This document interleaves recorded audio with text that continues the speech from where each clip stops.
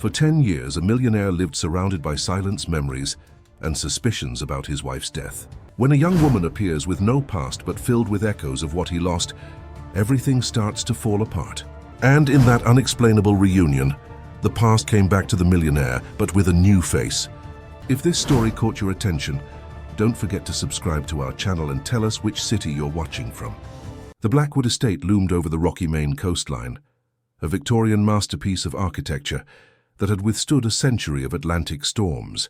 Its stone facade, weathered by salt and time, stood as a testament to the legacy of the Blackwood shipping empire.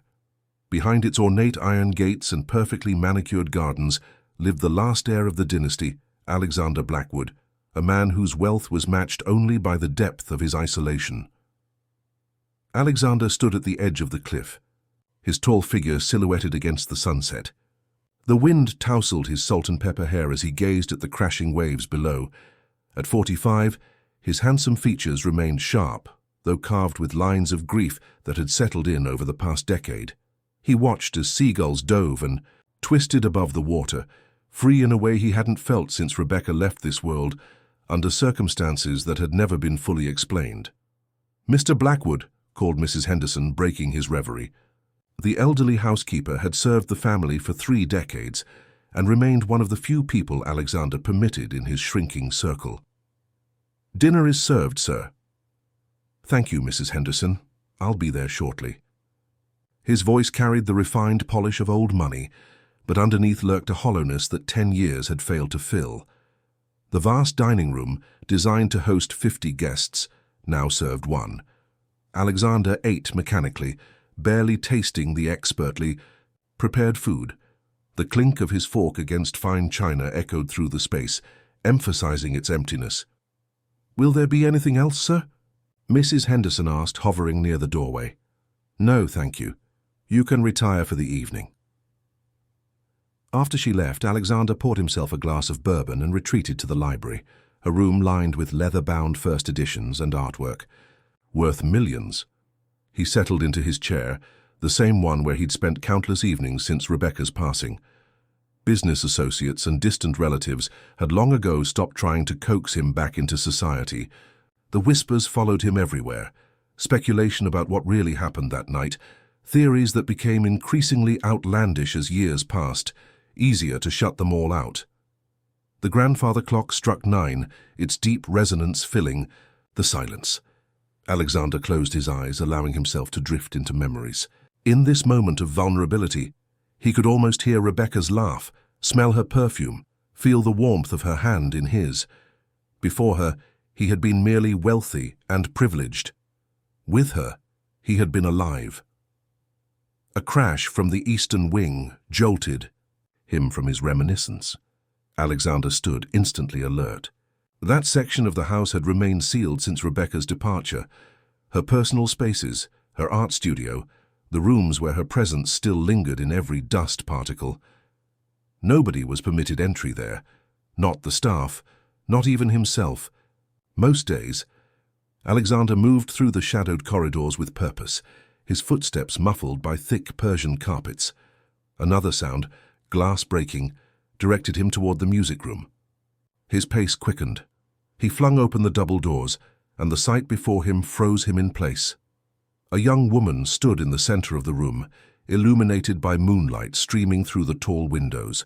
She wore a simple white dress that seemed to glow ethereally in the darkness. At her feet lay the shattered remains of a crystal vase, Rebecca's favorite. "Who are you?" Alexander demanded, his voice harsh with shock. "How did you get in here?" The woman turned slowly. She appeared to be in her mid-20s, with delicate features and eyes that reflected the moonlight in an unusual shade of amber, the exact color of Rebecca's eyes. Her dark hair fell in waves around her shoulders, and her expression was one of genuine confusion. She looked around, disoriented. "I don't know. I don't remember how I got here."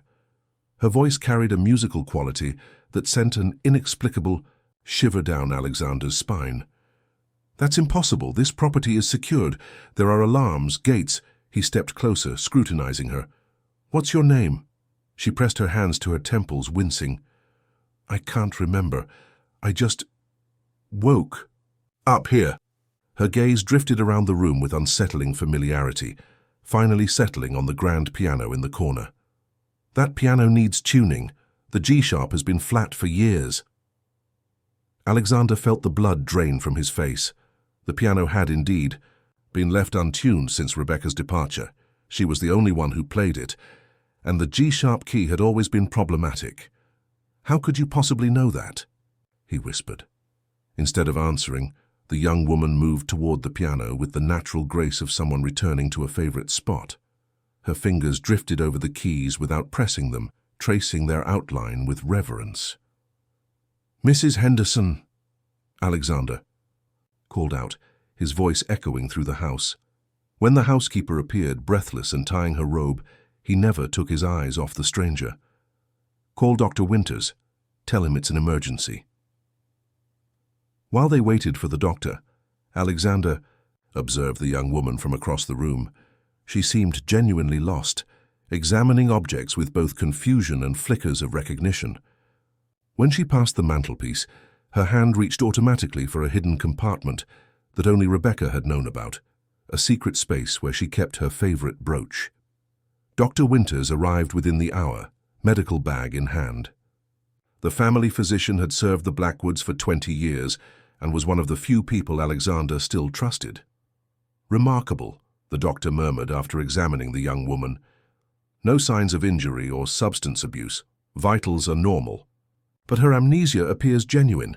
He turned to Alexander. "Memory loss can result from psychological trauma. Has she said anything about her identity?" "Nothing," Alexander replied, watching as she wandered the room, ghost-like in her movements. "She appeared out of nowhere." The doctor lowered his voice. "I can arrange for her transfer to Pine Haven Psychiatric Hospital. They have specialists." "Who would it—" "No," Alexander interrupted, surprising himself with the vehemence of his response. "She'll stay here until we determine what's happened." Dr. Winters raised an eyebrow. "Alexander, are you certain, after 10 years of isolation, to suddenly take in a stranger?" "There's something about her," Alexander said, unable to articulate the connection he felt. "She knows things about this house, about Rebecca." The doctor's expression shifted to concern. "Alex, be careful. Grief can make us see connections that aren't there." After the doctor left, Alexander approached the young woman who stood by the window watching the turbulent sea below. "You'll stay in the guest suite tonight," he said. "Tomorrow, we'll figure out who you are." She turned to him, her amber eyes searching his face. "You believe me that I don't remember?" "I don't know what I believe," he answered honestly, "but I intend to find out." That night, Alexander lay awake, listening to the unfamiliar sound of another person moving through his house. For a decade, he had existed in suspended animation, neither living nor fully at peace. Now, something had changed. The air felt different. His heart beat with an urgency he had forgotten. In the guest suite, the mysterious woman opened the balcony doors, letting the sea breeze fill the room. Without understanding why, she found herself humming a melody, one that Alexander, listening from the hallway outside her door, recognized with a start. It was a composition Rebecca had written, never published, never recorded. A piece only 2 people in the world had ever heard. Until now. Morning found Alexander in his study, making calls. His lawyer, James Thorpe, listened with growing concern as Alexander explained the situation. "Alex, you need to think clearly," James cautioned. "This woman could be anyone, a fortune hunter, a journalist looking for a story. The Blackwood. Fortune attracts opportunists." "I'm aware of the risks," Alexander replied, "but there's something here I can't explain. I need you to discreetly investigate any missing persons cases that might match her description." As he hung up, Alexander watched through the window as the young woman walked barefoot through the gardens, stopping precisely at Rebecca's favorite rose bushes. She knelt, touching the blooms with tenderness. For the first time in 10 years, Alexander felt something crack in the carefully constructed wall around his heart. Whether this mysterious woman was a threat or a miracle remained to be seen. But one thing was certain: His carefully ordered isolation had been irrevocably disturbed. Days stretched into weeks, and the mysterious woman, whom they had taken to calling Lily after the lilies she had instinctively gravitated toward in the garden, became an unexpected fixture at Blackwood Estate. Alexander found himself drawn to her presence in ways that both comforted and unsettled him. "This painting," Lily said one afternoon, standing before a portrait of Rebecca's grandmother. She had her eyes, the same amber shade. Alexander approached, slowly. Yes, the Blackwood women inherited those eyes for generations, a genetic quirk. He studied Lily's face, the same distinctive amber gaze staring back at him. The coincidence was too precise to ignore. "Who was she to you?" Lily asked, her fingers hovering near the canvas without touching it. "Rebecca's grandmother, matriarch of the Blackwood shipping empire after her husband disappeared at sea. She ran the company for 30 years, doubled its worth." Alexander hesitated. "You remind me of her, the way you tilt your head when you're thinking." Lily smiled, a small, sad expression. "I wish I knew who I remind myself of." Dr. Winters visited regularly, monitoring Lily's condition. After 3 weeks, he pulled Alexander aside in the study. "This isn't typical amnesia," the doctor confided, his voice low. "Most cases show some improvement over time, flashes of memory recognition. Lily's mind remains a blank slate regarding her past, yet she functions perfectly otherwise. Her intelligence is exceptional. She learned to play chess in an afternoon." "What are you suggesting?" Alexander asked, glancing through the window where Lily sat in the garden, sketching the sea with remarkable skill. "I'm not suggesting anything, definitively, but her case is unusual. I'd like to run some additional tests, perhaps consult a specialist from Boston General." Alexander nodded. "Whatever she needs." Later that evening, Alexander found Lily in the music room, seated at Rebecca's piano. Her fingers hovered over the keys, not playing. "You can try it," he said softly. "It was recently tuned." She looked up, surprised by his presence. "I don't know if I can play." "Only one way to find out." Tentatively, Lily pressed a key, then another. Within moments, her fingers were moving with confidence, producing a complex melody that Alexander had never heard before. The piece was haunting, filled with longing and something else, a sense of return. "Beautiful," he said when she finished. "Did that trigger any memories?" Lily shook her head, staring at her hands as though they belonged to someone else. "It felt natural, but I don't remember learning. It's like my fingers remember what my mind doesn't." She met his gaze. "Does that make any sense?" "More than you know." Alexander sat beside her on the bench, maintaining a respectful distance. "After Rebecca left, I couldn't remember how to function. My body went through motions, eating, sleeping, working, but my mind refused to create new memories. For years, everything blurred together. Time lost meaning." It was the most he had spoken about his grief to anyone. The admission hung between them, intimate and raw. "What changed?" Lily asked. Alexander's eyes met hers. "You arrived." The moment stretched between them, charged with unspoken connection. Lily broke it first, standing suddenly. "I found something today," she said, reaching into her pocket. She extracted a small key with an ornate design. It was hidden behind a loose stone in the garden wall. I had this strange feeling it was meant to be found. Alexander's breath caught.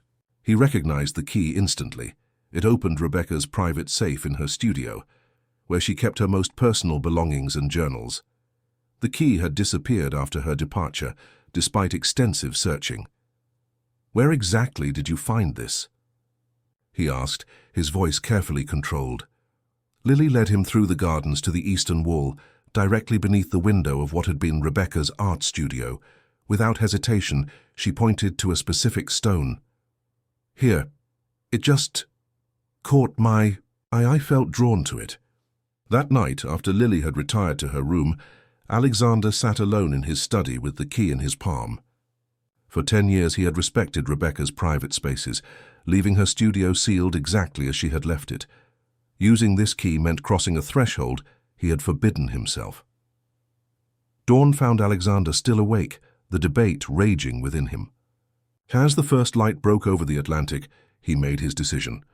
With the key clutched tightly in his hand, he climbed the stairs to the eastern wing and unlocked the door to Rebecca's studio. Dust motes danced in the sunbeams that filtered through heavy curtains. The room remained frozen in time. Canvases in various stages of completion, brushes still sitting in jars of long-dried paint, sketches pinned to boards. Her essence lingered here more strongly than anywhere else in the house. Alexander moved to the small safe concealed behind a bookshelf and inserted the key with trembling fingers. Inside lay Rebecca's personal journals, leather-bound volumes chronicling her innermost thoughts.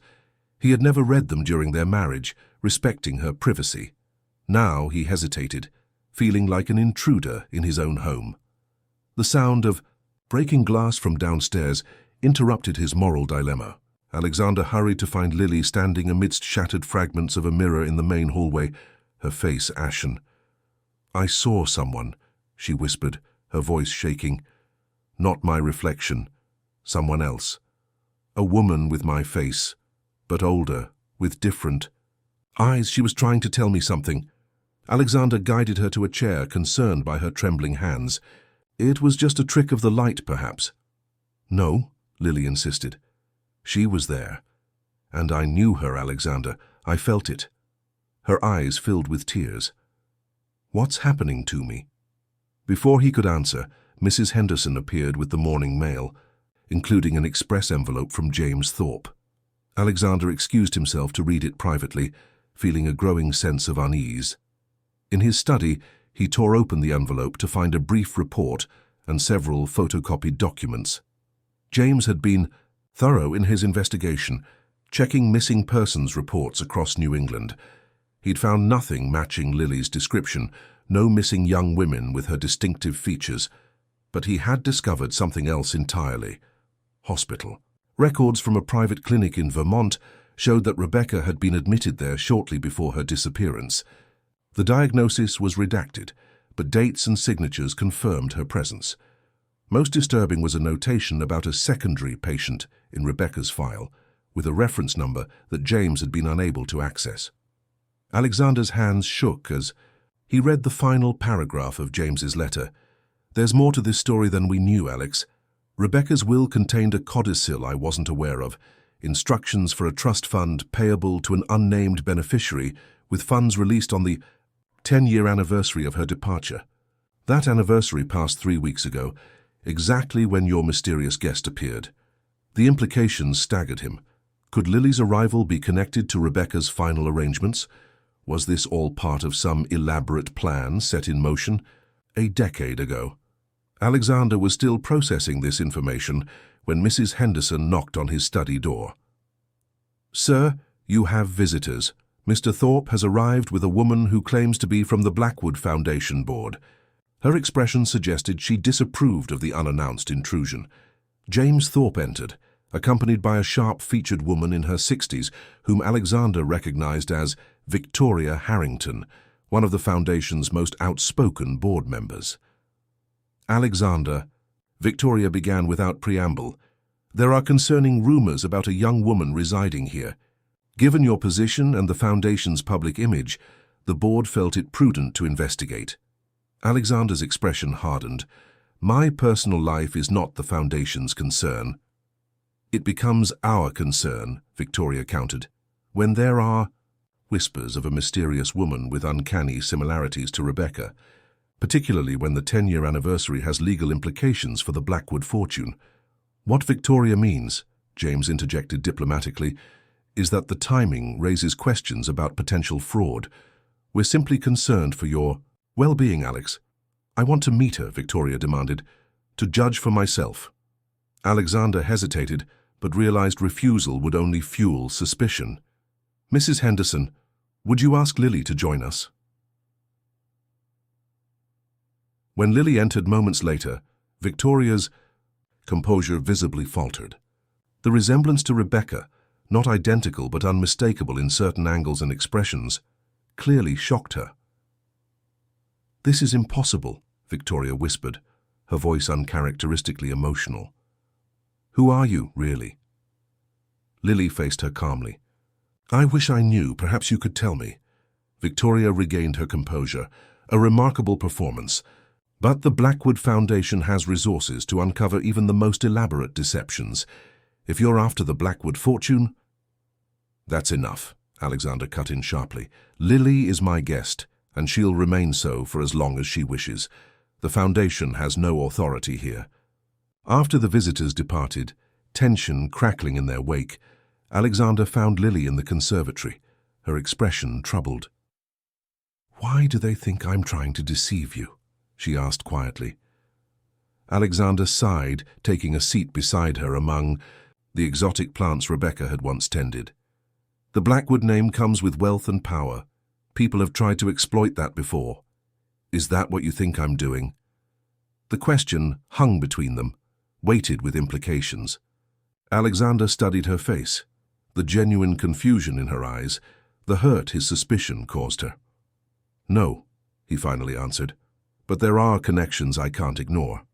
Rebecca's departure, a trust fund activated on the 10-year anniversary, your appearance with no past but with knowledge only she possessed." Lily's eyes widened. "You think I'm connected to Rebecca? How?"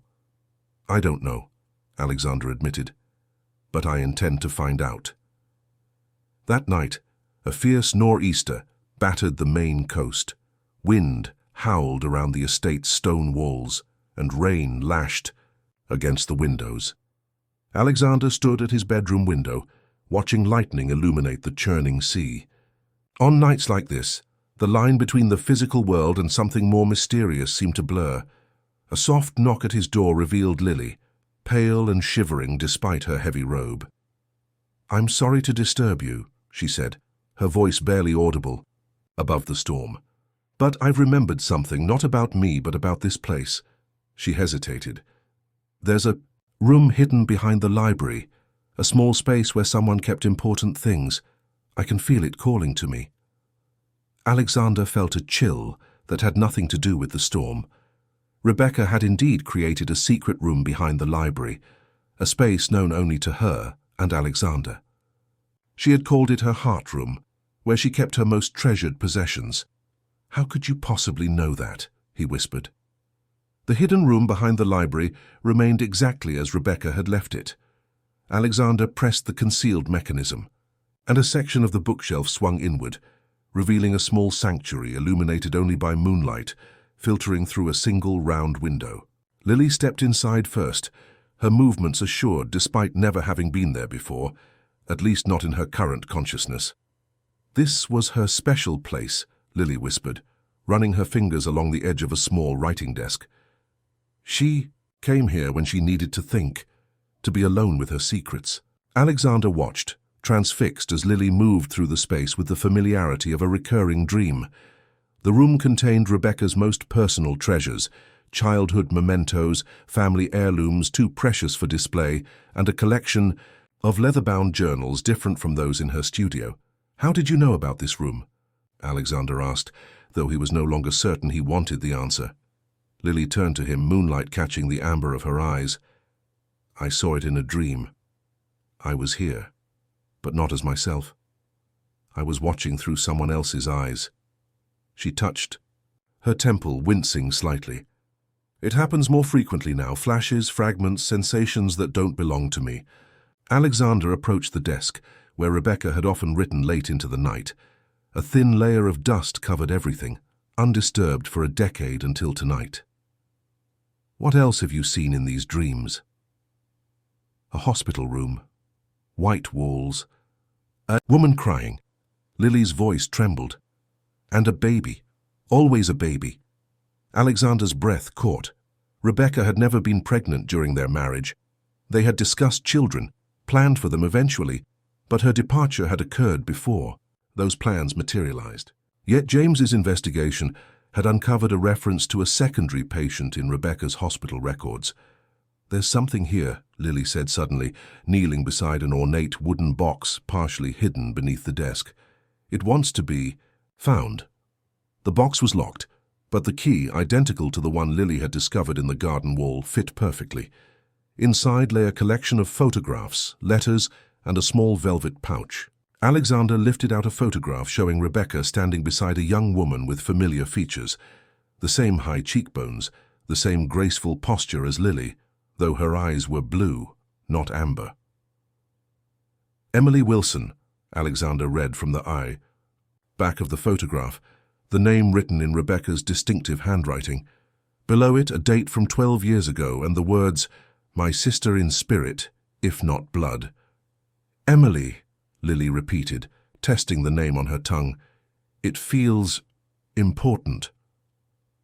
The next photograph showed Rebecca and Emily standing outside a modest house, arms around each other, both smiling.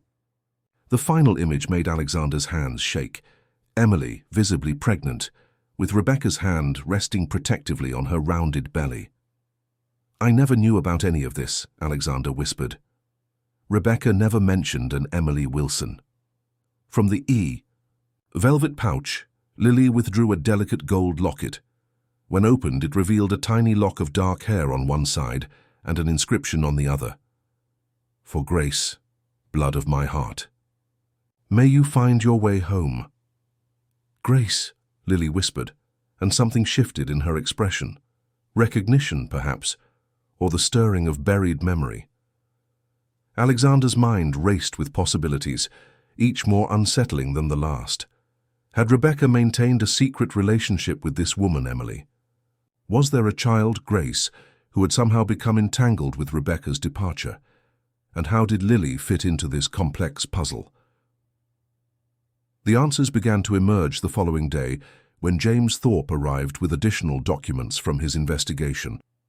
Emily Wilson was Rebecca's childhood friend from her time at boarding school, James explained, spreading papers across Alexander's desk.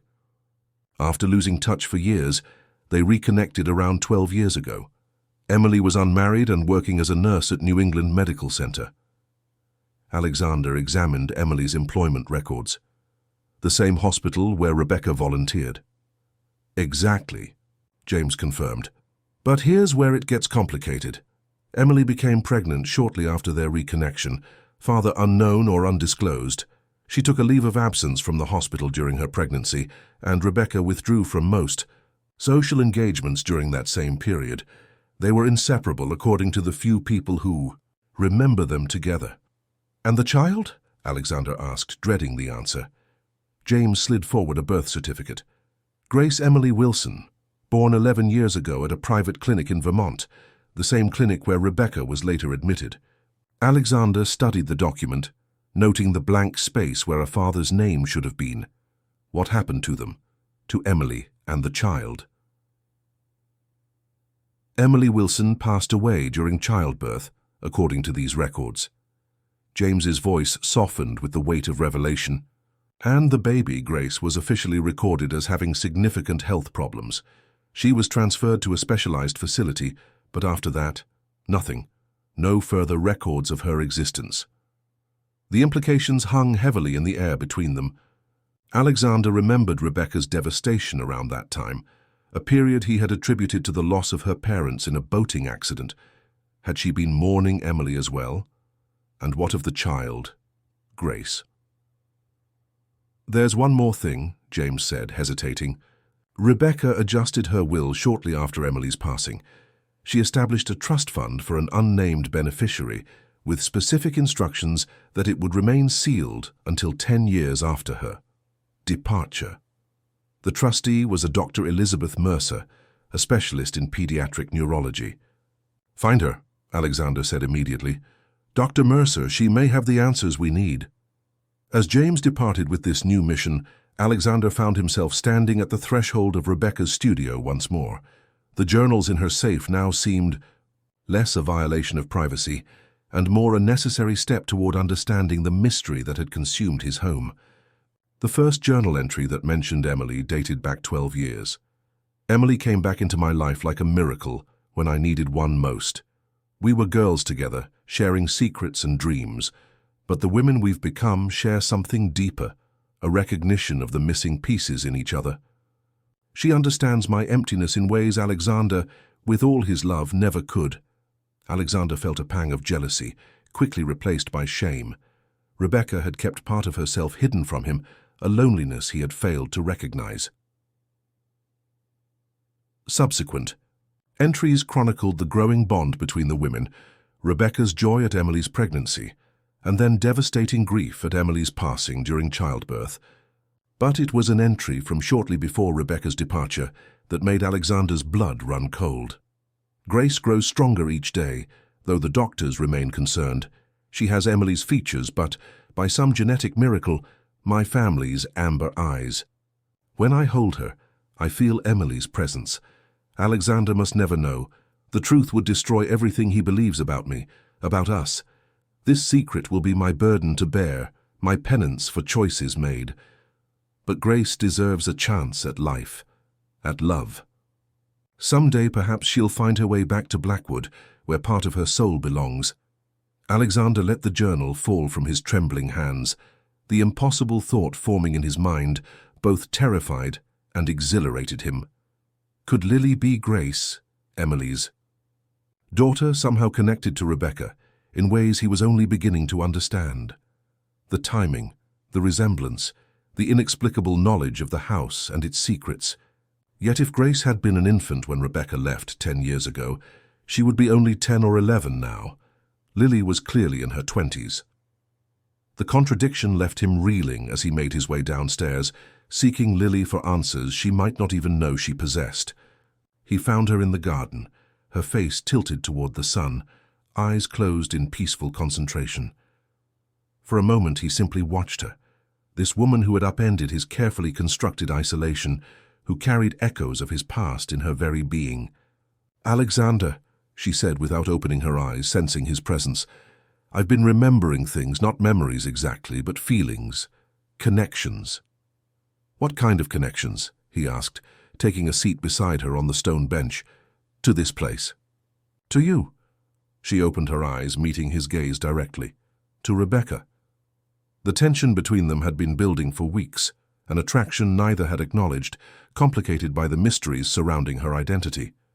Now, with new revelations swirling in his mind, Alexander felt both drawn to her and confused by the possibility of who she might be. "I need to ask you something," he said carefully.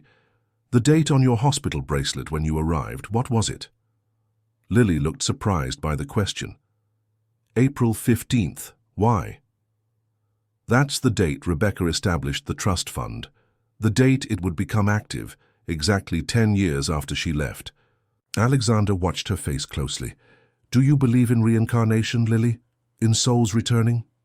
Before she could answer, Mrs. Henderson appeared at the garden entrance, her expression tight with worry. "Mr. Blackwood, Victoria Harrington is here with 2 gentlemen from the foundation. They're insisting on speaking with you immediately." In the formal sitting room, Victoria stood flanked by the foundation's legal counsel and a man Alexander didn't recognize. "This is Dr. Lawrence Howard," Victoria introduced the unfamiliar man. "A specialist in psychiatric conditions and memory disorders. The board has authorized him to evaluate your guest." Alexander's expression hardened. "Under what authority?" "The Blackwood Foundation Charter gives the board oversight in matters that might compromise the family legacy," Victoria replied smoothly. "A mysterious woman appears claiming amnesia, coinciding perfectly with the 10-year anniversary stipulations in Rebecca's will. We have fiduciary responsibilities to protect the Foundation's assets." "Lily is not claiming anything," Alexander countered. "She needs help remembering who she is." Dr. Howard stepped forward, his manner professionally detached. "Mr. Blackwood, cases like this, targeted amnesia with specific knowledge retention, often indicate fabrication. There are simple tests we can perform to determine—" "No," Alexander cut him off. "Lily is under Dr. Winter's care. I won't subject her to evaluations from strangers with questionable motives." Victoria's smile tightened. "We anticipated your reluctance. That's why we've taken the liberty of petitioning the court for a competency hearing. If this woman is manipulating you to access the Blackwood fortune, the Foundation has a duty to intervene." "Get out," Alexander said quietly, his voice dangerous. Now, after they departed with thinly veiled threats of legal action, Alexander found Lily in the music room, hands poised over the piano keys, though no sound emerged. "They think I'm an imposter," she said simply. "Maybe I am." Alexander sat beside her on the bench. "What do you feel? Not what you remember, but what you feel." Lily considered this, her fingers absently finding chord progressions that Rebecca had favored. "I feel like I've always known this house. Known you. There are moments when I look at something, a painting, a doorway, the way light falls across the library floor, and I experience this overwhelming sense of rightness, of belonging." She met his gaze. "Is that enough?" "It might be," Alexander answered softly. He reached for her hand, an intimacy he had denied himself for a decade. Her skin was warm against his, alive with possibility. "Rebecca's journals mention a child named Grace, Emily Wilson's daughter." Lily's eyes widened. "The woman from the photographs? The pregnant one?" "Yes. Emily died giving birth to Grace, who reportedly had health problems. Rebecca was deeply connected to them both." Alexander hesitated, uncertain how to explain his theory. "The timing, your connection to this house, your resemblance to Emily but with Rebecca's family's amber eyes. You think I could be this Grace?" Lily looked stunned. "But the age is wrong. I'm clearly in my 20s, not a child." "I know," Alexander admitted. "That's what doesn't make sense. Unless—" He couldn't bring himself to voice the more mystical possibility that had formed in his mind, of souls returning, of time bending in ways science couldn't explain. As evening approached, storm clouds gathered over the Atlantic again, promising another night of tempest. Alexander and Lily moved through the house lighting lamps and candles, in preparation for potential power outages. The simple, domestic task felt oddly right, the two of them working in tandem as if they'd done so for years. "I want to try something," Lily said as thunder rumbled in the distance. "Take me to Rebecca's studio. Maybe being in her most personal space will trigger something concrete." The studio remained as they had left it days earlier, frozen in time, dust motes dancing in the air. Lily moved to Rebecca's easel, where a half-finished painting still waited, colors long dried on the palette beside it. "She was painting the view from the cliff," Lily observed, studying the canvas. "But there's something hidden beneath the seascape." Without hesitation, she reached for a small bottle of solvent on the nearby table and a clean cloth. "What are you doing?" Alexander asked, alarmed. "Trust me," Lily replied, her hands moving with confident purpose as she carefully began dissolving the top layer of paint. She often painted over her true work, a canvas beneath the canvas. Alexander watched in astonishment as Lily's careful ministrations gradually revealed another image emerging beneath the seascape. A portrait of Emily Wilson, visibly pregnant, her expression serene and full of love. Beside her stood Rebecca, one hand protectively on Emily's belly, the other holding what appeared to be a small, ancient-looking book bound in worn leather. "That book," Alexander whispered, recognition dawning. Rebecca carried it everywhere during her final year here. She said it contained old family wisdom, though she never showed me what was inside. Lily's hands trembled as she stepped back from the painting. "I know where it is," she said, her voice distant as though speaking from a trance. "I can feel it calling to me." Lightning flashed outside as the storm intensified, casting dramatic shadows across the studio. Lily moved with purpose toward a seemingly solid wall panel, her fingers tracing an invisible pattern along its edge. With a soft click, the panel slid aside, revealing a small hidden compartment containing a single object, the leather-bound book from the painting. "How did you know?" Alexander asked, his voice barely audible over the thunder. "I don't know how I know," Lily answered honestly. "It's like the house speaks to me, like she speaks to me." The book's cover was unmarked, its leather cracked with age. When Lily opened it, the pages revealed handwritten text in an elegant script that Alexander recognized as distinctly Blackwood, the same distinctive penmanship that had flowed through generations of the family. "It's a diary," Alexander observed, moving closer. "But not Rebecca's, the dates." He squinted at the faded ink. These entries are from the 1890s. This belonged to Eliza Blackwood, Rebecca's great-grandmother. Lily turned pages carefully, scanning entries that detailed Eliza's thoughts, fears, and secrets. Midway through the book, a pressed flower fell from between the pages, a lily preserved for over a century. "There's something here," Lily said, pausing at an entry marked with a small drawing of a crescent moon. She read aloud, "The old ways still hold truth, though modern minds dismiss them. Some souls are too tightly bound to leave this earth entirely. They return, drawn back by unfinished purpose, by love too strong to surrender. I have seen it with my own eyes, the child with memories no child should possess, with eyes containing wisdom beyond their years. A soul reborn carries threads of its former existence, though the tapestry appears different." Alexander felt a chill run through him despite the warm evening. Rebecca was fascinated by her great-grandmother's spiritual beliefs. She often said the Blackwood women possessed a sixth sense, an intuition that defied explanation. Lily continued reading, her voice growing stronger with each word. "The signs are unmistakable. Recognition of places never visited, knowledge never learned, connections to people never met in this life. The veil between worlds thins for these old souls. They are drawn to places where their essence once resided, to hearts that once loved them. They appear when they are most needed, when wounds must finally heal. The implications hung between them, too extraordinary to voice aloud yet impossible to dismiss. The storm raged outside, punctuating their silence with crashes of thunder and lashing rain. "You believe I could be Grace somehow returned?" Lily finally asked, closing the book gently. "I don't know what I believe anymore," Alexander admitted. "Science would call it impossible. But there are things about you, Lily, the way you know this house, your connection to Rebecca's most personal belongings, your appearance with the trust fund activation." A crash from downstairs interrupted their conversation. Alexander tensed, listening intently. "Stay here," he instructed, moving toward the studio door. He found Mrs. Henderson in the entrance hall, surrounded by shattered glass from a fallen chandelier. The storm had knocked out the power, and emergency generators had yet to activate. "The wind took down part of the east chimney," she explained, brushing debris from her sleeve. "It came right through the skylight. We should move to the lower floors until the storm passes."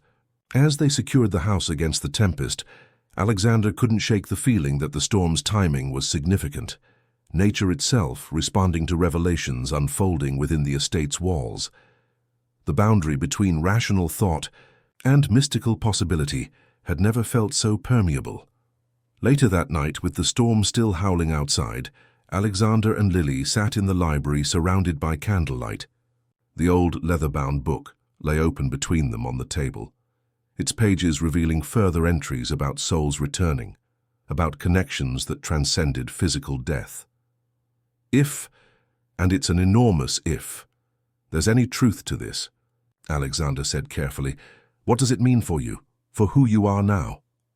Lily gazed into the flickering candle flame. "I don't know.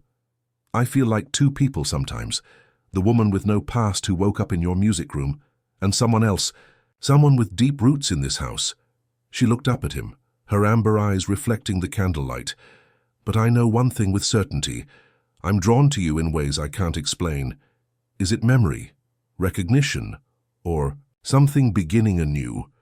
The question lingered between them, charged with implication.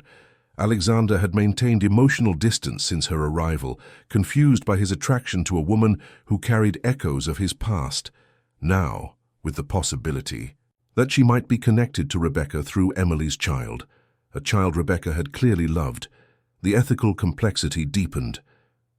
"We should wait," he said finally, though it took all his will to say the words. "Wait until we understand more. James is tracking down Dr. Mercer. She may have answers about Grace, about what really happened after Emily's passing." Lily nodded, though disappointment flickered across her features. "You're right. There's too much unknown." The telephone rang, startling them both. Few people called the estate, especially during storms when lines were notoriously unreliable along the coast. Alexander answered cautiously. Alexander, it's James. I've found Dr. Mercer. She's retired now, living in a small coastal town just 20 miles south of you, and she's willing to talk. Tomorrow, if you can make it. She says—" James hesitated. "She says she's been expecting your call since April 15th. The date of the trust fund activation, the date Lily had appeared." "We'll be there," Alexander said, his heart racing. "Text me the address." As he hung up, Lily stood in the doorway, candlelight casting her face in golden light and shadow. "Dr. Mercer," she asked, "the trustee from Rebecca's will?" "Yes, we're meeting her tomorrow." Alexander moved toward her, unable to maintain distance any longer. He took her hands in his, surprised to find them trembling slightly. "Whatever we discover, Lily, know this. Your presence has awakened something I thought was gone forever. Whether your grace somehow returned or someone new entirely, you've brought life back to this house. Back to me." Lily's eyes shimmered, with unshed tears. "I'm afraid," she admitted. "Afraid of what we'll learn. What if I'm not who you hope I might be? What if I'm just a stranger with convenient timing and coincidental knowledge? Then we'll face that truth together," Alexander promised, his thumb gently wiping away a tear that had escaped down her cheek. The gesture felt intimately familiar, as if he'd comforted her this way 1,000 times before. In that moment of connection, with the storm raging outside and candles flickering around them, the line between past and present, between memory and new beginning, blurred entirely. Alexander leaned forward, his lips meeting hers in a kiss that felt both like coming home and stepping into uncharted territory. Whether born of memory, destiny, or mere human connection in the face of mystery, the kiss sealed a promise between me to face whatever truths awaited, together. Morning arrived with unexpected clarity after the night's tempest. The storm had cleansed the air, leaving behind a crystalline quality to the light that streamed through the windows of Blackwood Estate. Alexander and Lily prepared for their meeting with Dr. Mercer in a comfortable silence, each lost in contemplation of what revelations the day might bring. The drive along the coastal road was breathtaking, azure waters sparkling beneath a cloudless sky, fishing boats dotting the horizon like mobile sculptures. Alexander drove his seldom-used vintage Jaguar, while Lily sat beside him, one hand trailing in the wind outside the open window, her hair dancing in the breeze. "It feels like I've made this journey before," she said softly. "Not this exact road, but this metaphorical one, traveling toward answers, toward identity." Alexander glanced at her profile, struck again by how natural her presence felt in his life, as though she had always belonged there. "Whatever we discover today, Lily, nothing changes what has grown between us." She turned to him with a smile that contained both hope and apprehension. "Doesn't it, though? If I'm somehow connected to Rebecca, to Emily's child, doesn't that complicate everything?" He couldn't deny the complexity, yet something deeper than logic guided him now. "The heart recognizes what the mind struggles to categorize," he said, simply. Dr. Elizabeth Mercer's home sat atop a small bluff overlooking a secluded cove. The Victorian cottage, surrounded by wildflowers and weather-beaten pines, possessed a timeless quality, much like its owner, who greeted them at the door with knowing eyes and silver hair pulled into an elegant knot. "Alexander Blackwood," she said, her voice carrying the slight lilt of her native Scotland. "You look just as Rebecca described you. And you," she turned to Lily with an expression of wonder, "have her eyes." The interior of the cottage was warm and inviting, filled with books, artifacts from the doctor's travels, and framed photographs of children, her patients, Alexander assumed. Dr. Mercer led them to a sunlit sitting room and served tea from a delicate china set before addressing the questions that had brought them to her door. "I've been waiting for this day for a decade," she said, settling into a worn leather armchair. "Rebecca made me promise to remain silent until the trust activated, unless you sought me out directly. The fact that you're here now with her," she nodded toward Lily, "tells me the time has come for truth." Alexander leaned forward. "You knew Rebecca well?" "I was more than her doctor. I became her confidant, particularly after Emily's passing. Dr. Mercer's expression softened with remembrance. Those two shared a bond that transcended conventional understanding. They were soulmates, though not in the romantic sense that word is often used. Their connection ran deeper, a recognition that existed on a spiritual level. Emily died in childbirth, Alexander said, the statement part question. Dr. Mercer nodded. Yes and no. The official record shows that Emily Wilson succumbed to complications during delivery. The truth is more nuanced. Emily had a heart condition, congenital but manageable, until the stress of childbirth proved too much. She knew the risks of carrying to term, but chose to proceed anyway. And the baby, Grace? Lily asked, her voice barely above a whisper. Grace survived, Dr. Mercer confirmed. A beautiful, healthy child, despite the medical concerns noted in her official records. Those concerns were fabricated, a protective measure Rebecca insisted upon. Alexander's mind raced. Protected from what? From whom? Dr. Mercer set down her teacup with deliberate care.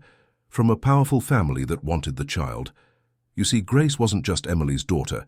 She was the product of a brief relationship with Jonathan Harrington. The name struck Alexander like physical force.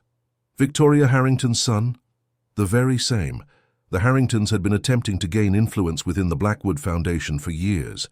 Jonathan's relationship with Emily was strategic, at least initially. When she became pregnant, the Harringtons saw an opportunity, a bloodline connection to potentially leverage against the Blackwoods. But Emily wouldn't give up her child, Lily surmised, her fingers tightening around her teacup.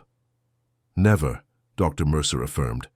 And when Rebecca discovered what the Harringtons intended, to take the baby and essentially buy Emily's silence, she devised a plan to protect them both.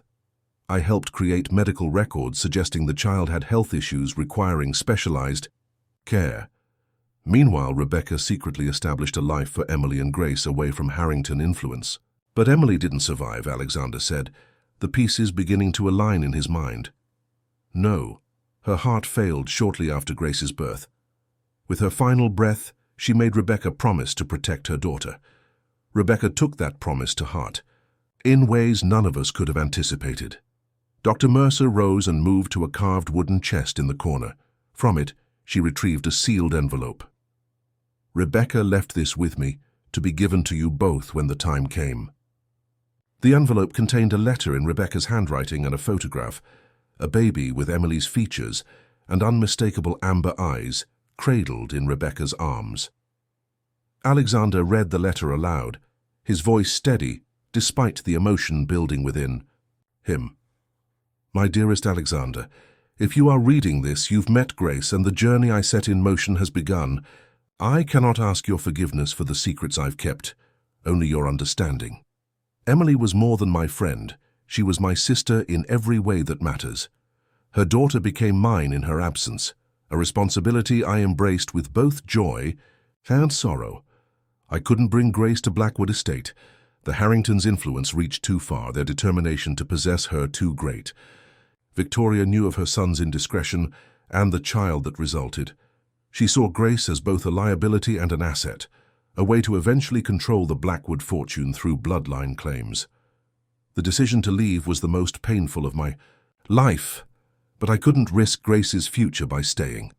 I created a new identity for us both, moving frequently to ensure our safety. The foundation board believed I had retreated to Europe after a nervous breakdown, a story I encouraged. In reality, I raised Grace as my daughter in quiet corners of the country, always watching, always vigilant. My greatest fear was that I would never return, that you would never know the truth, never meet the child who brought such light to my final years. The cancer that took me was swift and unforgiving. As I faced the inevitable, I made arrangements with Elizabeth, a trust for Grace, activated on the 10th anniversary of my departure, when the Harringtons' legal claims would expire. What I could not anticipate was how deeply Grace would absorb my stories of Blackwood, of you, of the home and love I left behind. Perhaps it was my constant recounting of our life together, perhaps something more mystical passed between us as my time grew short. In those final days, as I grew weaker, something remarkable happened. Grace began to speak of Blackwood as though she had lived there herself. Elizabeth has promised to guide her to you when the time is right. If you are reading this, that time has come. Look into her eyes, Alexander. They are not just a genetic quirk. They are a window into a soul that carries echoes of all who loved her. I release you from any obligation to the past we shared. Whether you welcome Grace into your life or simply help her understand her history before she continues her own journey, know that you were loved completely, even in absence. Forever yours, Rebecca. Silence filled the room as Alexander folded the letter carefully, his hands steady despite the emotional weight of its contents. Lily, or Grace, sat perfectly still, tears streaming unchecked down her face. "I don't understand," she finally said, turning to Dr. Mercer. "This explains a connection to Blackwood, but not why I appear to be in my 20s, not why I have no memory of being raised by Rebecca." Dr. Mercer's expression softened with compassion. "After Rebecca's passing, when you were 8 years old, you came to live with me. Your connection to Blackwood Estate, to Alexander, to the past, Rebecca had described so vividly, it intensified. You spoke of rooms you'd never seen, new details of conversations you couldn't possibly have witnessed. The specialist consulted about your case described it as absorbed memory, an unusual psychological phenomenon where a highly intuitive child absorbs stories so completely they become indistinguishable from actual memories. But I sometimes wondered if it wasn't something more, something like what Rebecca's great-grandmother described in her journal." "You knew about the journal?" Alexander asked, surprised. "Rebecca shared everything with me, including her family's more mystical beliefs." Dr. Mercer turned to Lily. "As you grew, your sense of connection to Blackwood only strengthened. When you turned 21 this year, you became fixated on finding Alexander, on returning home, as you called it. The trust activation date provided the perfect opportunity. But my memories, why can't I remember any of this?" Lily pressed, confusion evident in her voice. Dr. Mercer hesitated. 3 weeks before the trust activation date, you were in an accident, a sailing mishap during a storm. You were recovered from the water unconscious, suffered a concussion.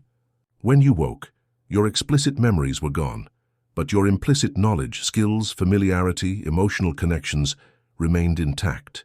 The specialists called it targeted retrograde amnesia. "You brought me to Blackwood Estate," Lily said, realization dawning. "Left me there knowing I would find my way. I drove you there, yes, you insisted even in your amnesiac state, said you needed to go home.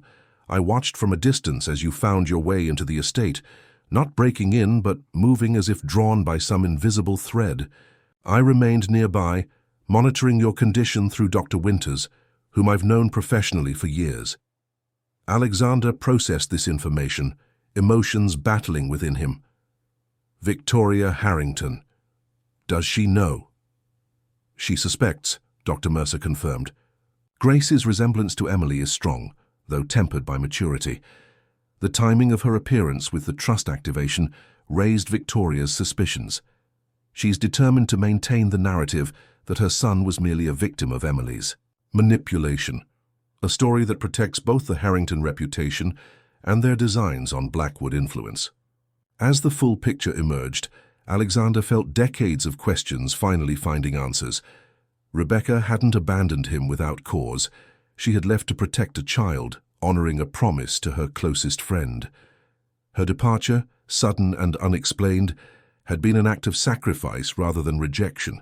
And Lily, Grace, had found her way back to Blackwood Estate through some combination of Rebecca's stories, subconscious memory, and perhaps something more mystical than modern science could explain. The resemblance to Emily, the Blackwood, amber eyes, the inexplicable knowledge of the house and its secrets, all pieces of a complex human tapestry woven across generations. They departed Dr. Mercer's cottage with promises to stay in touch, the doctor expressing relief that her decade-long guardianship of Rebecca's secret had finally reached its intended conclusion. The drive back to Blackwood Estate passed in contemplative silence, each of them processing revelations that shifted the foundations of their understanding. As they crested the final hill and the estate came into view, Majestic against the backdrop of the Atlantic, Lily placed her hand over Alexander's on the steering wheel. "I still don't know exactly who I am," she said softly. "Grace's childhood remains hidden from me. Lily is the only self I consciously know, but I feel the truth of today's revelations here." She pressed her free hand against her heart, like puzzle pieces clicking into place. Alexander guided the car through the estate gates, feeling a sense of homecoming deeper than he had experienced in a decade. "We are all composed of stories. Those we're told, those we live, those we create. Your story, complex as it is, has become intertwined with mine. That's the only certainty I need." As evening approached, they walked together along the cliff path where Alexander had stood alone countless times over the past decade. The setting sun painted the sky in breathtaking hues of amber, the same color as the eyes that had found their way back to Blackwood. "Victoria Harrington will continue to challenge your presence," Alexander said, his arm around Lily's shoulders. "The board may question your connection to Rebecca's trust." "Let them," Lily replied with newfound confidence. "The truth is well documented now, and truth has a power beyond legal maneuvering."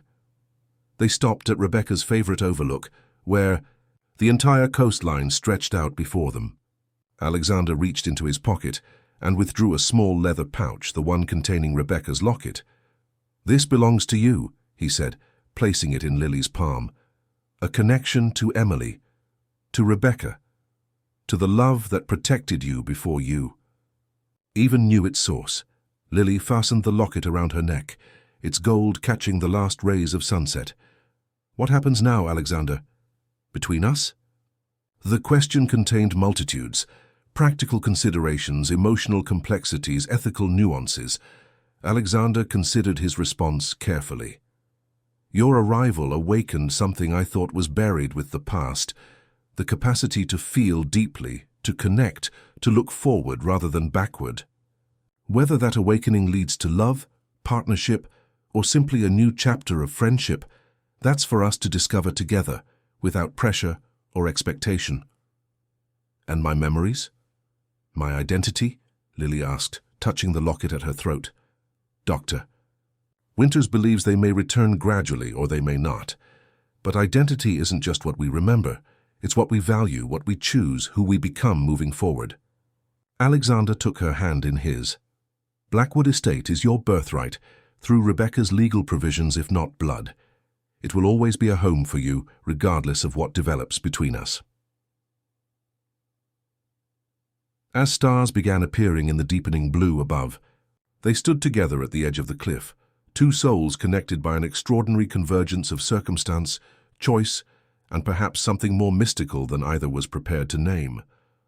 The Blackwood Estate behind them no longer felt like a mausoleum to the past, but a foundation for whatever future they might build. "I want to know everything," Lily said, her gaze fixed on the horizon where sea met sky. "Every story, Rebecca. Told about this place, about you, about the life you shared, I want to discover which elements resonate as familiar and which feel new. I want to explore who Grace was while creating who Lily will become. And I want to learn who you are beyond the echoes of Rebecca's stories," Alexander replied, the woman standing beside me now, with her own thoughts, dreams, talents, and desires. As darkness enveloped the coast, they turned back toward the house. Lights glowed in windows that had remained dark for too long. For the first time in a decade, Blackwood Estate felt alive with possibility, rather than shadowed by unanswered questions. Alexander thought of Rebecca's letter, her release of him from obligations to their shared past. It wasn't an ending, but a beginning. Permission to find joy without betraying what had been. And Lily, whether through the mysteries of consciousness or the simpler miracle of human connection, had become a bridge between past and future. Together, they climbed the steps.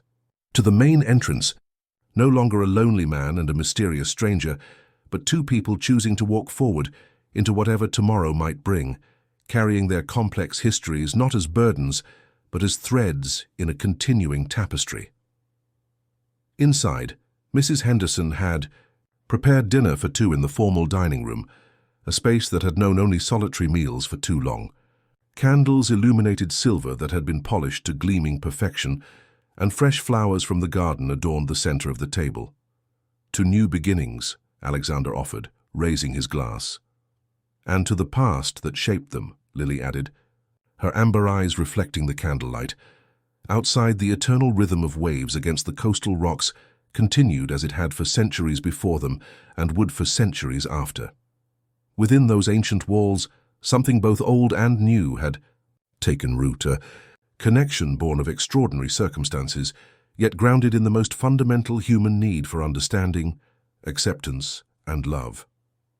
Whatever challenges lay ahead, Victoria Harrington's opposition, the gradual process of memory recovery, the complex emotions of building a relationship shadowed by the past, they would face them together, two people who had found each other across a chasm of time and circumstance, guided by the invisible hand of a love that had never truly departed. And, in the gentle night breeze that swept through the open windows of Blackwood Estate, there seemed to whisper the gentle assurance that this was exactly as it was meant to be. Dear listeners, we hope that the story of Alexander and Lily has touched your hearts. The mysteries of Blackwood Estate remind us that connections can transcend time, memory, and even understanding. If you've enjoyed this journey through grief, mystery, and renewal, please don't forget to subscribe to our channel and leave a like on this video. Every day we bring you unique stories that explore the depths of human experience. What mysteries would you like to explore in our next tale?